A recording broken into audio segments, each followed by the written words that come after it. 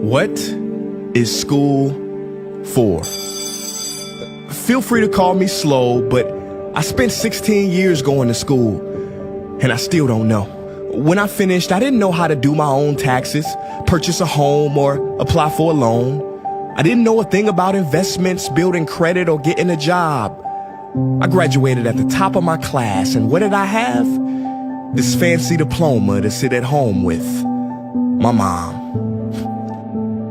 But luckily, they did teach me some important skills like factoring trinomials and how mitochondria is the powerhouse of the cell. I'm so happy I remember the Pythagorean theorem, because it helped me a lot. Okay, I'm lying. Let me stop. Because all the stuff they taught me, truthfully, I forgot. Mom, remember when you would ask me, what did you learn in school today? And I would say, nothing much. I wasn't being modest. The truth about it, Mom, is I had already forgotten. And it's not just me. Millions of students sing the same song. How many of you guys avoid eye contact with the teacher to try not to get caught upon? Afraid to raise your hand for fear of being wrong, which proves that school isn't an environment for learning or building up the intellect. It's just a game you play for grades and how many A's you can collect. But I guess what do you expect when the most commonly asked question in class is this gonna be on the test? Is this gonna be on the test? See, if school put learning instead of testing and memorizing as the top standard, then the letter F would not stand for failure. It would stand for find another answer. And if school was really interested in our personal and academic success, students would wake up later, have more freedom, and homework a lot less. And that's not my opinion. This conclusion has been scientifically tested and proven. And any teacher that doesn't believe me, feel free to check my works cited page to inspect. Oh, and I did it in MLA format because I know that's all you will accept. See, students would get more benefit from an extra hour of sleep than putting them through the torture of an extra essay, reading 150 pages, doing problems 1 through 60 on the worksheet, and having 3 projects due by the end of the week. Not only is it pointless pain, but it's also dim-witted, because we get so much work, but they don't teach the time management skills to deal with it. See, in school, we are controlled by bells.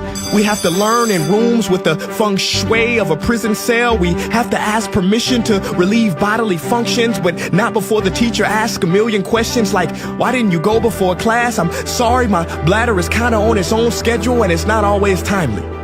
See, teachers always say, use your time wisely. But that never made sense to me.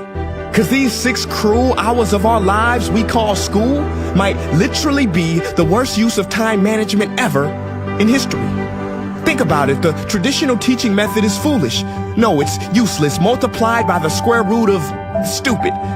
What they do is they cram information in your head, force feeding you, and then you throw it up on the test. That's not education. That's bulimia. And the more bulimic you are, the better you will do on their assessments. So it's no wonder why so many students graduate mentally and emotionally anorexic. See, school teaches you how to memorize dots. True education should teach you how to connect them. True education teaches you how to catch a fish. School teaches you, yeah, you caught the fish, but you didn't show your work, so it doesn't count. Throw it back. I'm just asking, what is school for? It's not education. That's just not true. If you still think that, you might be sniffing glue. See, the word education comes from the Latin root educe, meaning bring out, i.e. bring the gifts out of a person and make them viable.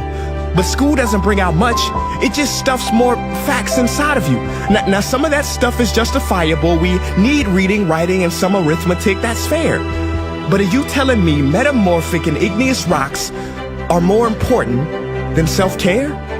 If suicide is the 3rd leading cause of death of ages 10 to 24, and Harvard studies suggest the biggest predictor for success is self-control and emotional health, then why the heck aren't we taught how to handle stress, bullies, or rejection? How about anxiety or depression? You know, skills we need for our entire lives. Bro, I don't even know how to cook. I'm honestly surprised I'm still alive. But hey, at least I can name all the battles that happened in the Civil War. Seriously, what is school for? Some say you need it to be successful, and that's something we do not doubt. But do you own a MacBook or iPhone? Did you know they both were created by a dropout? Are you watching this video on Facebook or YouTube? Doesn't matter which you choose. They both were created by dropouts. Ever use Snapchat, WhatsApp, shopped at Whole Foods? Well, thank a dropout. Does your home furniture come from IKEA? Okay, don't get the wrong idea. He was not a dropout. Don't be a fool. I mean, how could he drop out? Ingvar Kamprad, founder of IKEA, never even went to school. I know what you're thinking. He's just picking and choosing. There's millions who didn't go to school that aren't successful. Who is he fooling? And you're right. But open your history books and start perusing. You'll find the very people we idolize in school never really had formal and/or secondary schooling. I'm talking George Washington, Abe Lincoln. America's best presidents had zero school between them. Ben Franklin, Thomas Edison, shall I proceed? Ernest Hemingway, Mark Twain, Teddy Roosevelt, Margaret Mead. Now please, I'm not saying drop out, because some schools are great and many teachers are rare treasures. I'm saying that there's a difference between people who are smart and people who score better. I'm saying that your future is something that no test will ever measure. Even if that test begins in 3 letters like SAT, ACT, it's BS if they say those determine your LIFE. No, your destiny is in your hands. You must shape it to be great. So don't expect school to open doors, because it's more likely to slam them in your face.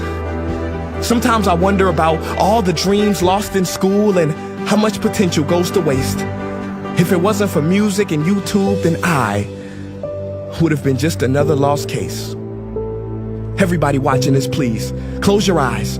Imagine a child sitting in the back of some teacher's class in some town. He never raises his hand, he fails most of his classes, but inside of him, there is a passion. And if nurtured and brought out, will lead him to discover the cure for cancer. But you see, I'm afraid that that child's gift will never come out. He will never win the Nobel Prize award because in class he was ignored and his worth was judged only by his scores. So teachers, principals, parents, advisors, and students, I ask one more time, what is school for?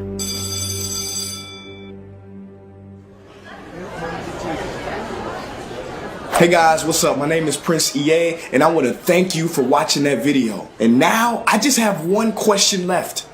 What is school for? Don't you think it's time that we answer this question together? If you are a teacher, a parent, or a student, I urge you to check out the Innovation Playlist. What is the playlist? It is a program that any school can try for free. It's based on the best practices from educators around the world, and through its small steps, it can lead to big changes in your school. Go to innovationplaylist.org to learn more. Peace.